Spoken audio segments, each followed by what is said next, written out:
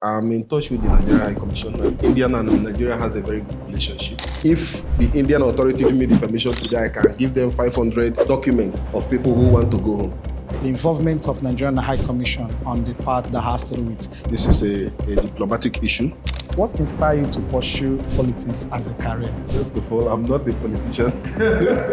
Can you provide concrete evidence to the support of the allegation made to the voice notes about Ogenade and others? I don't want to give credence to non-relevant people. What I said in the voice note, everything there was true. What are the implementation have made Asar engaging those people involved in producing such kind of things and then bringing them to book? There's no mercy for anyone producing scoochies because this thing is killing our people. We are going to start deporting. Your TV, BGX Podcast. Get into the world of Buzz the Code, where honesty meets passions. I am your host, Blagger Exclusive, very short, BGX. And I have my co-host today, Amanda. Amanda, thank you so much. This podcast is your gateway to authentic conversations and bold ideas, and as well as unfiltered insights. We are here to unravel truths, one conversation at a time. Buckle up, join the conversation, and subscribe for more. Thank you. All right, of course, we already know what is happening here, and I have a very special guest. And of course, you know that this person is what everybody wants to hear him say something. As long as Nigerian communities here in New Delhi, India, are concerned, and I'll be bringing to you, I'll actually allow him to introduce himself by himself, and let's hear from him. Mr. President, so tell the viewers your name and everything we need to know about you. Yeah, good morning, good afternoon, and good evening, viewers, depending on the time zone. My name is Honorable Larich Bata, the President, Nigerian Community, New Delhi. Very good. Thank you so much. This is the president of All Indian Nigerian Students Community Association. In short, you call them AINSCA. This is a very well-known organization. It's famous among Nigerian communities here in Delhi. Of course, we want to be asking one or two things why you came to the studio today and all. I wouldn't want to just jump into you and start creating some chaos in this conversation today. But then I want to refresh people's minds, some of the things they don't know about you. I understand me. So first of all, I want to know, what inspired you to pursue politics as a career? First of all, I'm not a politician. I don't belong to any political party. I don't think there's anything political in AINSCA in the real sense. This is just an association of every Nigerian, both community and students and everybody. Okay. So I'm not a politician. I've never been one. I don't have any party card or something like that. So, but I believe what you meant to ask is leadership. Now, I think we'll be coming to that. So I directly know what I asked you. Okay. So if you are talking about leadership, what actually inspired me is the need to help our people, the need to be part of decision-making, helping to direct things the way it should be. I've always believed in, if you want things to be done right, you have to do it yourself. Yeah. You don't need to allow other people just do it.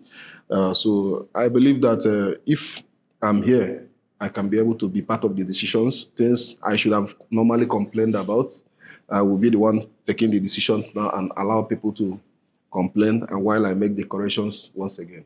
All right, thank you so much. How will your family and friends describe you as a person? Oh my God. Well, I don't have too much expectation on how people describe me, but in the actual sense of it, I believe people will always describe you based on their own assumptions. Yeah. Okay. But I believe I'm a very good family man. I believe my family and friends, they will describe me as someone who is upright and someone who is well-principled and someone who is well-mannered. So I believe if there's any other description that I cannot tell. Okay, that's beautiful. Amanda, I think before you go into your questions, I still want to ask you some questions. Personally, I just want to get some personal things about you. You understand? You want to get all the details? Yes, exactly. Getting details, that should be the right word. And I want to talk about what is the most challenging decision you have made as a president of AINSCA, and how do you balance your personality and as well as your professional life now? All right. I can't say any challenging decisions because what we are doing today, is something we promised to do. It's like a script we have already written before winning the election. So it was much like execution stage we are. So it wasn't all that difficult because even people before we came in there, people know what the plans was, everything. So it was like sharing the jobs to people and start execution immediately. So it wasn't challenging, most especially when I have been the vice president for 2 years. So I have observed everything and I have the blueprint of whatever I want in that administration. So it was easy. For me, it comes natural because I don't need to add more to what I already have in mind. So even the things I have in mind, we have not even finished yet. So it's a matter of taking it step by step, and we'll get there. All right, thank you so much. I think, Amanda, if I have something to ask Mr. President, over to you. I think I do. Actually, I'd love to ask you, what's the most critical issue facing the Nigerian communities in India right now? Oh, the most critical issue facing the Nigerian community is the issue of police brutality and harassment. Yeah. We have talked about this in the other podcast we had before the election. Yeah. And people are still complaining due to the reshuffle of police in different zones. So I think some places are experiencing some new police officers who came there to still be harassing our people. But we are going to solve it, just as we have done before. We are going to solve it. Another issue, I believe, that is dear to the mind of our people is so many people want to go home. But the process, the logistics is too much based on the amount of money they will have to pay, especially those with families. Mm-hmm. So that is dear to my heart, and I believe it's a very big problem. Being a family man myself, I understand how difficult it is for you to make arrangements for your families to travel. So these two are the two most challenging things, and I believe now bothering our people. Mr. President, based on what you just said right now, I actually want to know the involvement of Nigerian High Commission on the part that has to do with taking Nigerian communities that are tired home. What are their involvement to ensure that that's going to be a very fair time for the people that want to go home? Okay. The issue is that our people have to know that this is a diplomatic issue that will have to be handled diplomatically. I'm in touch with the Nigerian High Commission, and they are making some concerted efforts to make requests to the Indian Home Ministry and authorities. And it's going to take a little bit time, but I believe it's going to work. Because so far in my list, the names that were submitted to me, I have up to 500. Jesus that want to go home. 500? Yeah, 500 and even more counting. So I believe so many people want to go, and I pray and I hope, I beg the Nigerian High Commission to put more effort so that those who wish to leave can leave, those who wish to stay can also stay. But do you see a possibility on this aspect? Yes, of course. Nothing is impossible. India and Nigeria has a very good relationship. And I heard the Prime Minister is going to Nigeria next month. Oh. So India and Nigeria has very good bilateral relationship. So it's going to work. It happened last year, just that so many people were not away, and so many people were not interested last year. So it's going to happen this year by special grace of God. If not this year, maybe early next year. It's going to happen.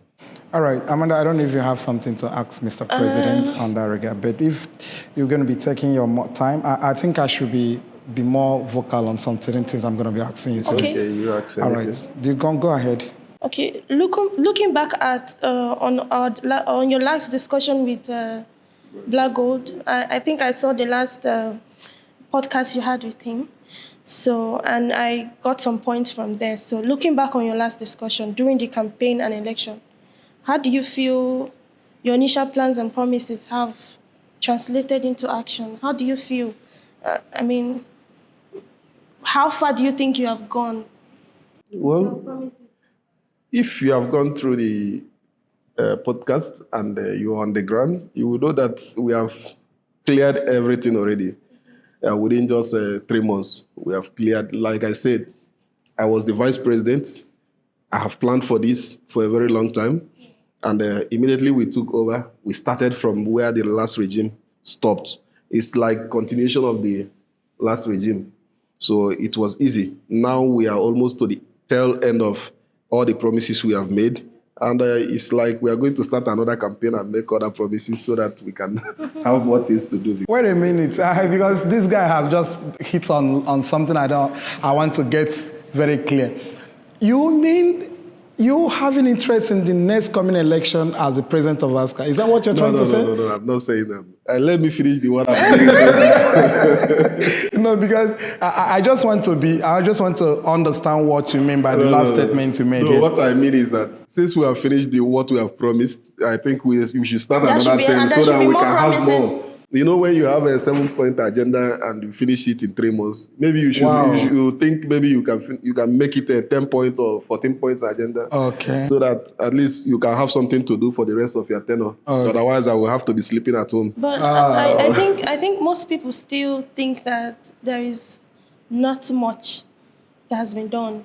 Well, I don't know, but people can sit in their house and really, I see there are a lot of changes. I'm not being biased here, but most people still think that a lot has not changed. Well, to be sincere, I believe the things that are in our hands, we have done.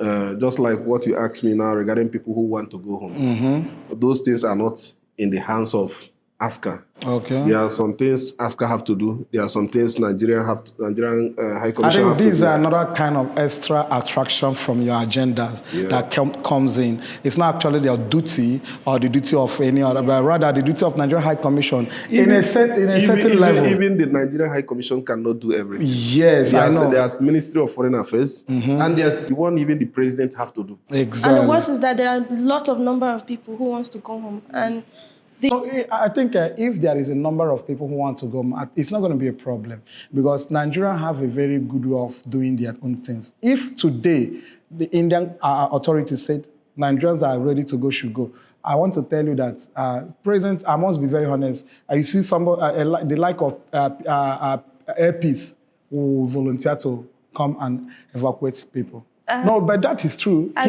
think he did it last time, right? I don't think that wasn't true. Buhari tell end to his regime. He did something of bringing out free flight. I also heard people had to pay for it too. No. That was it allegedly. I'm not saying that's true. Yes. Let me be clear on that. And that is what this administration will do very well. I can tell you. Please. If there's anything free, being it overstay or being it flight, I personally will handle it. Okay. And I can promise you, I'm going to do it 90% good. Okay. Because the last time that flight was brought out, it was 500 capacity flight. Okay. But because of the mago and all the nonsense, some people did. Not people in the inside, but people on the outside. You know, Nigerians, we like to cut corners at the end of the day. That flight went home with only 120 people, which is very sad. Okay. Went home with how many people? 120. 120 people? Only. Which instead of 500. Because I heard most people even slept at the airport that day. Because the thing was not well arranged. Now that we have our office, we are going to start some process that, because people need to understand things before they go in. Mm-hmm. And one good thing about Nigerians this time around is that they trust in this government. Okay. And whatever I say to them, imagine almost 500 people handing over their documents to you. Yeah. That is, if the Indian authority give me the permission today, I can give them 500 documents of people who want to go home. Yeah. So we have the logistics and we have the people who can do this. Okay. So this time around, I wish there can be something like that, and you will see how it is going to go. It's going to go perfectly well. All right, let's just go ahead because I have a lot of questions for you today. Let me just talk about what are some of the biggest challenges you have faced as the president, and tell me, is there any decision you have made so far that you regretted? No, I have not made any decision I regret, and I don't think there's going to be anything like that, because I've said it, whatever I'm doing now is something I've planned and I've even said it that I'm going to do. So it's just a matter of taking things one after the other. And maybe once we clear everything completely and everything is okay, then maybe we can add more things to do. The biggest challenge so far is financing, because most of the things we do requires money. And I hope Nigerians, through the dues and the registration, they can come up with something so that we can use it to help our people, especially the sick ones, those who are running mental, the ones in the deportation camp, the ones in jail. These are things I love to do ordinarily. I did it a lot last regime. And we are already doing it now. But it's going to take a lot of money, which I hope the Nigerian community can join and help. If we can get half of what we need, at least the work will start showing properly. I'm talking about some people in the hospital, some people are going mental. I think I have overheard a lot of people talking about one particular concussion. Some people stays at home and come up with... You're talking about scoochies. Because I'm just trying to understand what are the implementation you have put in place to ensure that such kind of people are brought to book, because this is something that has to do with somebody's life and mental issue. You understand? And because of the intakes, you understand me, it's causing a lot of problem. So looking at the whole system, what are the implementation you have made as per engaging those people involved in producing such kind of things and then bringing them to book? All right. There's no mercy for anyone producing scoochies, because this thing is killing our people. And we are going to involve the Indian authorities more on this, because this thing is worse than giving people poison. And we are also educating our people who are taking this. If you can see in recent time, we have busted so many of their factories where they are doing this thing. And we are going to start deporting. It's not about giving them fine or anything. We are going to start deporting, especially the producers themselves. Because if the seller don't sell, the taker will not take. Something I want to make clear, because people are watching us from every platform. I want to make it clear. Scoochies is something that has to do with people coming up with a kind of visume, classy, concussioning it with a different kind of medicine. You understand me? Thinking that this is a way to kind of bring growth to their body system. It will help them to be active. It will help them, but thereby destroying their kidneys and liver. You understand me? And personally, I'm so much concerned. I always want to be in a campaign that has to do with awareness, stopping such kind of crime. Because to me, it's a crime. Anything you produce without a health organization of any authority, examine it and ensuring that it's not harmful to human health. And at the end of the day, people are taking it and you are doing it secret. I think those people should be brought completely to book. To me, if I should tell, I will request that you put it as part of the most important agenda in your administration, whereby this person will go to jail. Because it's as same as asking person to commit suicide. You understand me? So please, I would like you to put more energy on that regard, because a lot of people are going through a lot on that aspect. Yeah, of course, we are going to do that. We are already doing, and by special grace of God, we are going to do more. All right. And I also want to ask, there is this video circulating online about a certain woman leader in Chanda VI. I think Amanda or whatever, I don't know her name. Yeah. I heard what would you say as the president regarding this particular person who beats up her fellow women for one thing or the other? Because I think is really unheard of. It's really bad. All right. There's always a two sides to every coin. There's also a two sides to every story. I don't want to mention a particular person per se, but in this AINSCA regime, we have made it clear. Personally, I've made it clear that there should be no brutality against any Nigerian in whatever. And the incident where they have been, we have gone ahead to suspend. We have gone ahead to suspend and expel. I've told them nobody should be dehumanized, nobody should be brutalized for any reason. So it's not about her. This has been a trend in the system, which I'm trying now to purge. And if you have been on the street and you know the system very well, you know that this is the most softest AINSCA we have had. Yeah, no doubt. There's no much brutality. It's only few zones in areas. But again, to be in those positions is not easy because people you are dealing with are sometimes not mentally stable.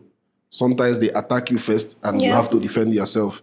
But you know the public will always see you as an officer, maybe you should just stick your neck and watch somebody kill you and you don't do anything, or how you react is what people want to know, but they don't know the full story. And no matter what you say, they are not going to listen to you. They are not going to. Okay, I'm going to be taking you on some questions right now. I want to talk about how do you respond to the critics who says you haven't done well or enough to address certain issues, and what steps are you taking to increase transparency, accountability in your administration? Well, this regime has been the most transparent and the most accountable regime. I don't see anything we have done that is not accountable. If there's any particular place they are criticizing, maybe you can let me know. That is when I know how to defend. But for me, I think I'm going to give this regime pass mark. And whatever we have done our possible best. And I don't think there's any issue at all. How do you foster collaboration with some of your opponents' ideas? And are there any notable example of successful partnership with them? First of all, the first question you asked me was if I'm a politician or something like that. And I told you I'm not a politician. I will describe myself at most a technocrat. There's no opponent as long as I'm concerned. We are all Nigerians. No, Mr. President, what I try to understand in that, what I'm trying to ask you, and I believe viewers will understand me as well. Don't be logical on this part, yes. So what I'm trying to ask you directly is this. You know, of course, there is people that contest against you. That is where I'm going to. You should have allowed me to learn first. Go ahead. There's nothing like opponents from my own view. There might be on other people's view, but to me, there's nothing like that. The first thing we did and why we are very successful up to this moment is that when we get to power, we first of all make sure that we don't discriminate against anybody. We allowed the people to pick whosoever from whichever divide they believe that is going to work for them and work very, very well. So we put people there based on merit, not based on campaign or whatever. So now I don't even know who campaigned for me and who did not campaign for me. So it's very difficult for me now to answer question on the opponent. Both people from here, people from the other place, everybody is working. We are all Nigerians. So people outside who don't want to work, maybe they feel they don't fit in. Everybody cannot work at the same time. So what you're trying to say is that at the end of the day, everybody will be all right? Yes, of course. Everybody is okay. I think it's not a do-or-die thing. Sometimes when these people goes out, we put other people. First of all, we started by making sure that every state in Nigeria is represented in our agenda. So everything we do it based on state representation. That's so good. It doesn't matter where your state was on the election or where you are supporting on the election, as long as your state nominated you and whoever you are, we allow you work, and everybody got a fair share. And it has helped us a lot because now nobody's saying, okay, I'm an opposition, I'm an anything. So I don't know, there's no more opposition as far as I'm concerned. All right, Amanda, I don't know if you want to have anything to ask Mr. President about personal impacts. If you have a question to that. Okay. I want to ask you, how has being president of AINSCA impacted you personally? And are there any surprising ways in which roles has changed for you? Okay. The personal impact, I would say, is largely positive. Being an AINSCA president is very, very challenging, but it's a learning process. It's a learning process. It prepares you for the future in case you want to be in politics in Nigeria. It's just like a mock politics we are doing here. It makes you also understand how to handle people. I believe leading Nigerians has to be studied in a university. Of To course. be able to lead Nigerians, you Yeah. have to you need so many qualities at the Yes. same time Okay. for you to lead them. So it impacts my life personally a lot. The way I do things, the way I speak, the way I move, so many things it impacted. And also on the negative side of things, it really impacts you on your family level because you have very, very less time of Yeah. spending time with your family. Family. Oh. Yeah, like personally, I used to travel to Nigeria every year, at least once or twice. But it has been more than 1 year I have been to Nigeria. And those are the things that impacts you. It affects your business there and also the things you have there also. So it affects, again, the time you spend with your family and everything. If your wife is not understanding, you might lose your family on the process. President, does it mean that if you travel to Nigeria, that your vice president cannot take the lead of the administration? Well, being a vice president, I traveled for almost 8 months. Okay. I stayed out for 8 months. It was easy for the president to handle things, but as a president, there are some decisions that you need to make yourself. You cannot assign roles when you are a president. So you can't expect me to go out now and stay maybe another 6 months or 8 months in Nigeria and expect the vice president to do everything all alone. Sometimes there is a voice note on social media, and that voice note is your voice on that voice note. I don't know if it's AI generated because most of the things now, people, once you hold them responsible or something, they'll say it's AI generated voice note. But however it is, this voice note has something to do with a certain person. You understand me? And I am deeply concerned because I just want to ask a concerned question and very important question. Can you provide evidence? Can you provide concrete evidence to the support of the allegation made to the voice notes about Ogenade and others? Because this is where I am so much concerned.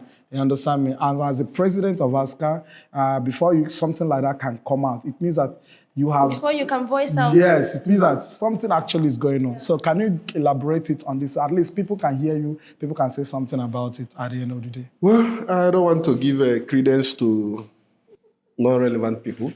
That is the truth. What I said in the voice note, everything there was true, and it can be substantiated up till now. Okay. The evidence is still there. If they want it, I will give it to them. But the voice note I made and the mentioning names of people who I don't want to waste my time because I paid for transport to be here, and they don't want even the least transport I paid. Now, by the main purpose of that voice note is not to give them relevance because to me they are irrelevant. Why I made that voice note is to alert our people at some certain individuals who are the real spoilers of this country. Yeah. Who pretend that they are good people, organized people, keep telling them bad things about each government that comes in that doesn't favor them, so that they can get credence and find their way, connect way into power. Oh. So that is the only thing I did there. For every other thing, I'm going to do it, handle it my own way because we are all in the street. Nobody's bigger than any other person. Allegedly, again, sorry, I'm going to come improper. Of course, you say you don't want to mention anybody's name. And I suggest you don't give them that. No, Mr. President, I'm going to go there. I have my personal reasons for this. But don't put individual names. Okay, very good. Like we all know, you understand me. One of the persons you mentioned his name, you even on your voice note, you said to him directly that he can come out anywhere and swear for you that you are ready to challenge you on that regard. But then another voice note came in where he said to you that even the money you say you want to bring out for him to take a swear, that he is ready to double it. Double it up. You understand me? By 30%, of the money or 70% of the money you have given, you are saying you have given, that he's ready to double it 70% so that you yourself will come out and then let's have the take up this way. In other words, it's a challenge between both of you. So what do you have to say about it? Because now it's actually bringing up a lot of questions and it's suggesting a lot of questions to me. Listen, when you have never caught a thief before and he told you that I'm a thief, they will always want to use Kone way to even make you feel guilty for cashing them. Okay. So if he means what he's saying, then I'm a rich man. I can take up his challenge. So I've said what I said, and whether Muhammad comes to mountain, or mountain goes to Muhammad, okay, one has to happen. Exactly. It's either they do what I ask them to do to clear their names, or I will continue mentioning their names and telling people who they really are. Because Nigerians need to know. Nigerians really need to know where the taproot of their problems. Okay. And I'm here. I'm not scared of anybody. They are not even half the man I am in any way, in any ramification. So they are not. Listen, they are not even before you go into human trafficking problems, because I think I'm going to come there too. But there's a particular thing I want to confirm from you. How do you respond to the critics who says that the voice note is unfounded and a kind of is an attack to a certain character of the people you mentioned in that voice note? I believe I made a follow-up voice note, and I said any one of them who can come out and swear, I will still go online and debunk their names and remove their name from whatever I have said. I'm not a small boy. I'm not bluffing. You have known me throughout the election. I've never mentioned one single person name. Even when we feel like there is an attack on you. They attacked me so many places, but isn't that politics? Isn't that how it is? No, but politics shouldn't be so. No, see, and there's nothing politics in AINSCA. That is the truth. Yeah. There's nothing political in AINSCA. That is the truth. People are making that mistake. You know when Nigerians want to perpetrate evil, they always give it a name. Yes. So when people want to do evil, they put a name to it. How can there be politics in another man's country? Are you BJP my point exactly. What party? I don't even know the other party names. Yeah. These things are not there. Because at the end of the day, these things are meaningless. All these fights and everything is meaningless. So that is why I stick to the policy, and as you can see, when I won the election, I started from because I'm not there to fight with anybody. I never come to India with a political visa or AINSCA visa or anything. So I don't see any politics. So when they continue doing their shenanigans, I have to continue doing what I know how to do, which is telling people the issues and what we plan to do for them. So now, saying the voice note was unfounded is like attacking the message instead of a messenger. I said what I said and what happened to me, my personal experience. And if you feel like, okay, it's not good, I should say it, then how do we correct the mistakes? Okay. Because this is going to scare so many people away. The thing is that from what you said, it is obvious there is a petition against you on FRR. And the people who did it know themselves. And even when they made a statement, they used a certain person, Abubakar, whatever the case may be. They constructed a very poor name. I'm sorry to ask this, but how certain are you that these names you mentioned are the people who wrote a petition against you? Of course, I had the intels before now. Okay, before now. So that is what he's trying to say. Of course, I know everything they did, but I was waiting for the right time. In fact, I got this information on the 9th of September. Okay. Oh, and you got the information, but when did the FRO confirm to you that was the day FRO confirmed to me. Oh, that was. I got the information even before the election that this is what they have done. Oh. But I was waiting for the confirmation. To see it. Okay, your confirmation was on 9th of September. 9th of September. Oh, that's But then voiced out on the 5th of October. Yeah, then there's a issue of Chandavia. Mm-hmm. So my energy was there. Okay, you fashion. So I have to face that one first because I don't want to battle two things at the time. So I reported it to the Nigerian High Commission and which means Nigerian High Commission have taken note on that. Yes, of course. So I just reported it to them, and I decided to take care of my battle myself. And since then, I felt, okay, now I have less fights, so let's... Mr. President, during your campaign, my previous conversation with you on the podcast, I asked you a direct question about human trafficking. You understand me? I asked you a direct question about human trafficking, and you give me a direct answer that once you emerge as the president of the Nigerian community here in Delhi, that you definitely stop human trafficking. That was your statement. Now, the question I want to ask you is this. How do you plan to hold accountable those involved in human trafficking? And what support system are you in place for the victims? The human trafficking thing for me is gone already. Yeah, as you can see, there's nobody coming in anymore. The two we have got notice of, we have deported both of them. It's there on record. It's there on video. So, I also heard you people just stand in the airport to wait for people to bring in girls before and you deport them right from there. No, we didn't do the airport thing. That one is a rumor. But anyone we see on the street, we try to find out what exactly they are coming here to do. There was actually a video. I saw a video circulating at that time. Yeah, we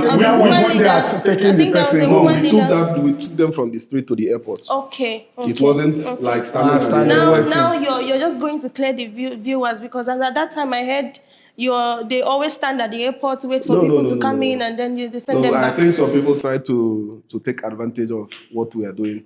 We do our investigations very well to make sure whether this person is on medical, whether this person is on a student visa, or whether this person is on a genuine business. If it is just for normal street thing, then we get them deported immediately. And it has stopped immediately because Nigerians, we hear the hard way. They are going to learn. All right. Mr. President, Amanda, I see there's a video I was showing you last time. The video that's circulating in the Lash Park Naga, something like that. On the expressway, right? Also on the expressway.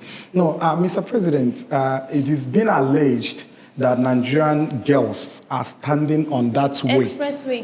That is not true. They said Nigerians are standing on that way. You understand me? Now, I want to confirm from you. They have to confirm to the viewers. And these rumors actually came from these East African girls. Mm-hmm. I think there was a voice at that time. Yeah. They said the Nigerian girls, they are always standing on the expressway.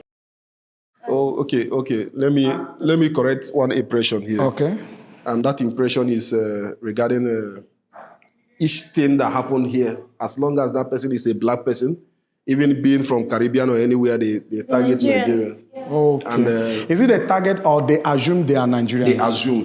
They assume because everything here is Nigerian.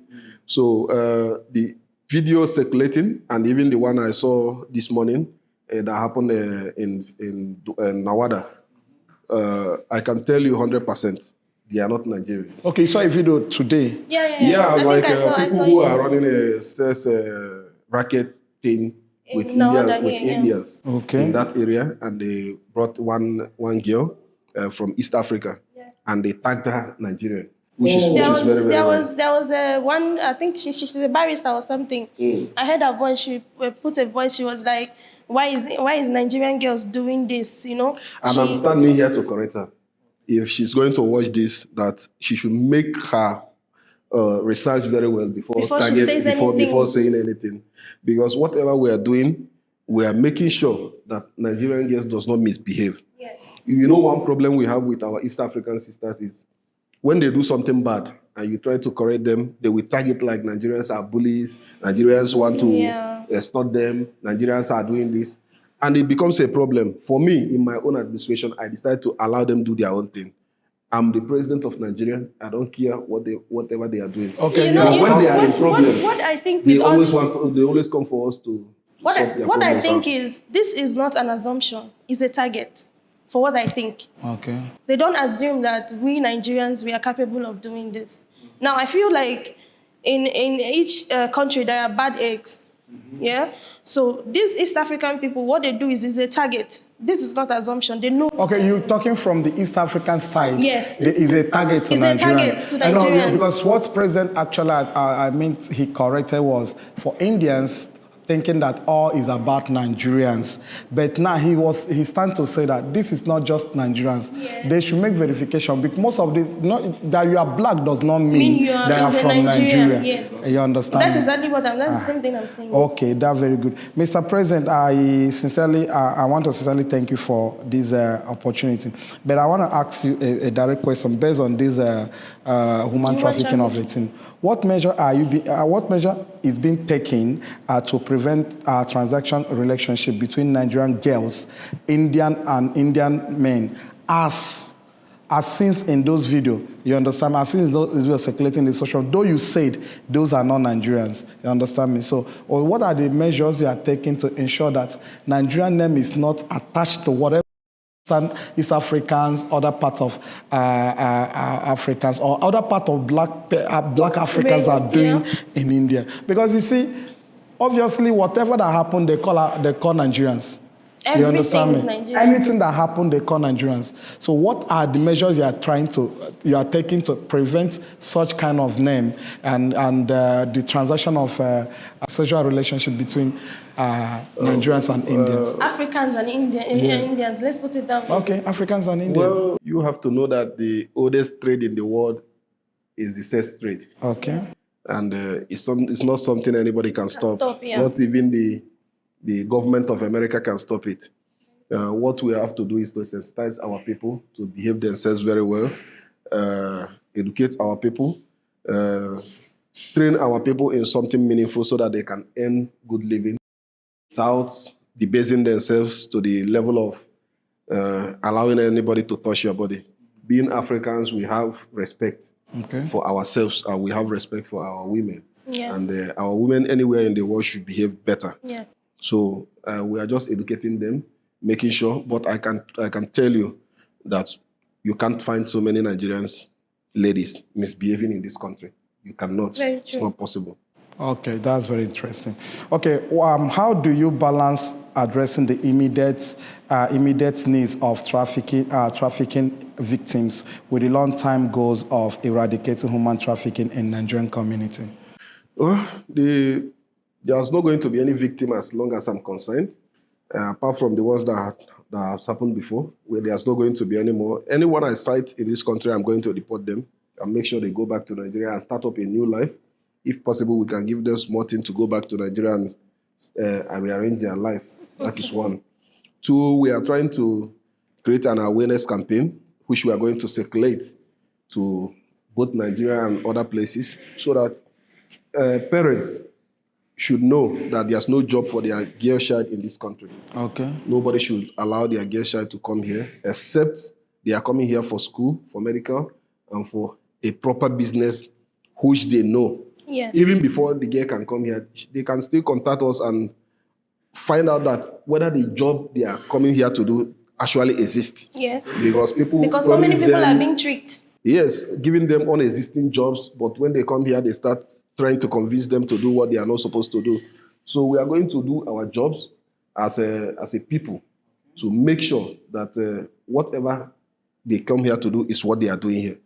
And it has to be something legitimate. And also, I'd like to chip in on this, because if we are fighting prostitution and it has to be at the side of the women, now let's come to the side of the men. People who are patronizing these people, what do you have to say to them? Because if these people are not here, I don't think the women will. Yeah, because if there is no customer, you can't make a production. You can't make money. Your whatever production. Those are personal decisions. And most of these men, I think they are fully married. If I'm coming to that aspect. I don't want to talk about that. I think I should base my goals on ensuring that we eradicate it. People who complain. It's good that we eradicate it, but these people are the people who complain mostly. They come to you, it's like them trying to fight over something that they are inside, they are doing. I don't know how to put it. They are fighting against something that you are the one attracting. Well, like I said, it's just a personal decision. Everybody should be careful what they do with their life, because it always has this implication of what you are doing. It can affect your family life very negatively. So you have to think about it before you do it. All right, Mr. President, please, can you share success stories or statistics demonstrating progress in combating human trafficking since your presidency began? It has been easy. When we tried to stop people from bringing, and they stopped. And we are still on a lookout because it's not going to end. It's going to last until this administration. I don't want to see anybody here coming here for anything other than proper business. So it has been easy. It's left for you. It's either to hear us or you lose your money. So if they are keep bringing, we keep deporting, and they are going to keep doing the expenses. So it's very easy for us. It means that whoever that you find guilty of such crime, you take the victim first of all back to Nigeria, and after taking is it your administration that sponsor taking? We don't sponsor anything. Okay, you ensure that they make all the expenses by themselves. Why will I sponsor? I'm not the one who brought them here. Of course. So they take care of the expenses, the confirmation of the flight. Most of them have return tickets. So it's just to confirm it, remove the swearing and all those things. Oh, they do swear? Yeah, we remove the swearing, make sure that the girl goes back and... For the viewers that don't understand what swear is all about, I think from my own understanding, when these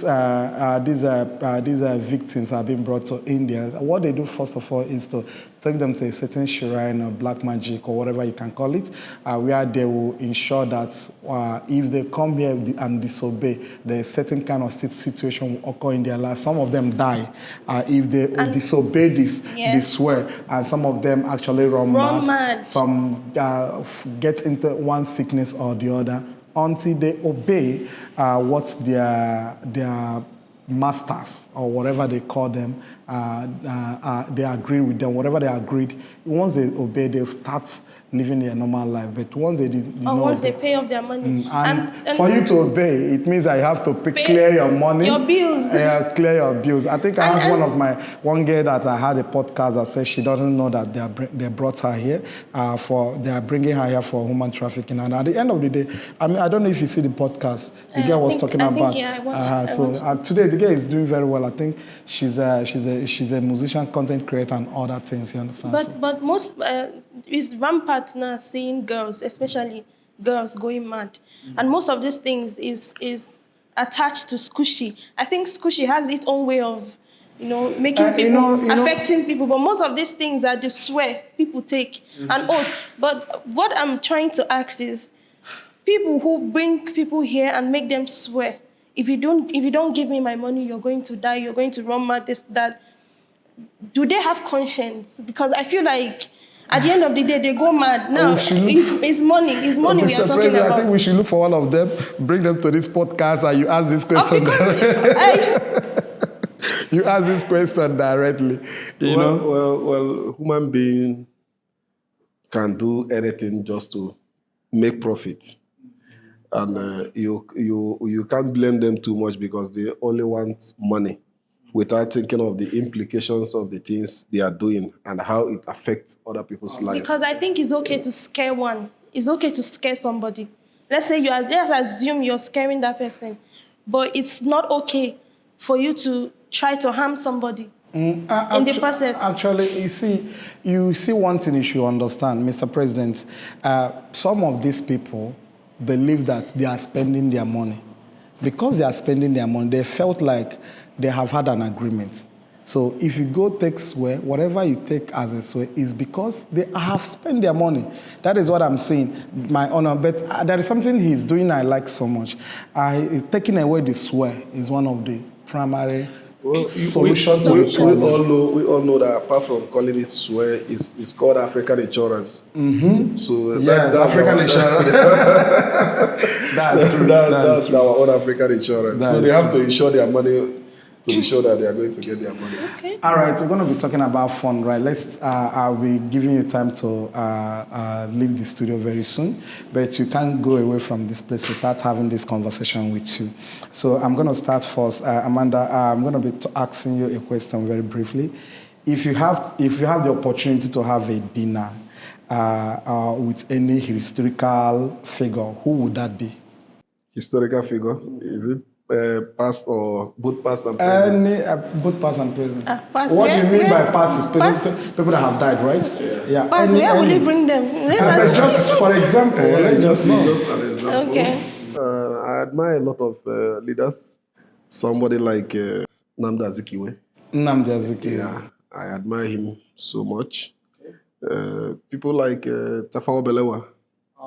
I would also like to have a meeting with him because all these people watching some historical movies, some documentaries, you will realize how smart these men are. And very genuine in And leadership. Very genuine in leadership.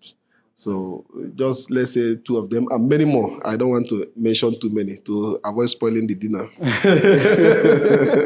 Okay, that's okay. But it's actually individual. You meet with this person, you have your time with the person. So when you eat too much, that the you table will not don't want to eat again. All right, that's interesting. Okay, what is your favorite hobby? Well, as you know, I'm a former footballer. I play semi-professional. I was a product of Pepsi Football Academy. So football has been my hobby since I was a child. Okay, you love soccer like anything. You don't like cricket. No, I don't even know how. I don't even know how it works. Okay. Right. Let's talk about what is the best book you have ever read recently? Well, I wouldn't lie to you. I've not read any book. I don't even have time for myself. I think the best book I've read of recent is the Facebook. Okay, reading articles on Facebook. Yeah, I read a lot on Facebook, but I would like to read some historical books, especially on the Nigerian history, especially before and after colonization. So I'm thinking of having a time to read. Though I've been following the online reading, online by this guy, Edmond Obilo on YouTube. Okay. So I'm following him very keenly. I follow him to read some of the books he reads. So whenever I have time to watch TV, I go on YouTube and I follow him. He reads a lot of historical books, and I will encourage people to also join on Facebook. His name is Desmond Obilo. Desmond Obilo. Yeah. So you go watch and listen to Desmond Obilo on YouTube channel, where he talks about historical things about Nigerians. Documentary, Africans in general, but most especially Nigeria. Especially Nigeria. Okay, that's very good. Okay, but Mr. President, if you're not the president of Nigerian community today, what position or what will you be doing? I could have just been a family man and stay in my house. I don't want to be anything anymore. I just want to be my family. Would you be changing pamper or feeding baby? Yes, anything of that nature. I prefer it. Really? Yeah. I think this position has taken a lot from you. But, it's a call for service. It's a call for service, and we really appreciate you. Anyways, if by any means your some of the characters you mentioned on your voice note see this podcast and decided they want to be part and clear air on their own side based on whatever they have had today, I think we should be giving those people time to come to the podcast and clear their name. Well, and I didn't leave no windows for anybody. I told them what to do. If they want to do it, then we have our African insurance way of doing things. Okay. Yes, I'm also an African. So I'm sorry, I'm talking about African insurance again. Mm-hmm. So they can come and do what I asked to do. But if not, it's not about talk. It's about facing the reality. All right. And I want every Nigerian to know that when you hear things, say things. We are brothers and we are sisters. We should not target each other for no reason. And we should understand that the purpose of Nigerian community is not to play politics. Yeah. It's to help people. Nigerian community is a welfare association. Okay. And this time, our people need this welfare. People need this welfare, seriously. In my book, I have more than 100 people who need medical attention. In this country? Yes. especially those of scoochie level. Because what this thing does is that it damages brain cells, which makes them to act abnormally. Sometimes you can even talk to them, disturb you. I saw someone that was jumping through the... Okay, Miss, I want to say very big thanks to you for this moment. Amanda, do you have anything to say? I'd only love to ask him, what would you like to tell Nigerians living in India as a whole, or Nigerians living in Delhi as a whole? What would you like to tell them generally? What advice would you like to give them out there? Okay, my fellow Nigerians, all I want to say is that we should be our brother's keeper. Let us understand that we are one, and nothing should divide us at any point. We should watch each other's back and be able to help one another. And we should always project the image of Nigeria in a positive light. Wherever you are an ambassador of your own community, your own family, and the whole Nigeria at large, and even the mother Africa. We should all act like one and not do anything that will tarnish our image. And before I forgot, this administration has created a website for AINSCA. Okay. Oh. So you can log on to www.ascarnewdelhi.com and you can see what we are doing there. We are taking AINSCA to the next level. So join us. All right, thank you so much. This is for AINSCA. In case you want to know much about AINSCA, you just hit on the link. Maybe we'll be dropping it on this, or we're giving you guys this thing so that you can easily click and then get to know what is going on out there. So, Mr. President, finally, I want to say very big thanks for your audience. Having you in BGX Podcast is one of the greatest things to have been there. And please, can you rate BGX Podcast here in Delhi for now? Because all right. BGX Podcast, this is the second time I'm coming.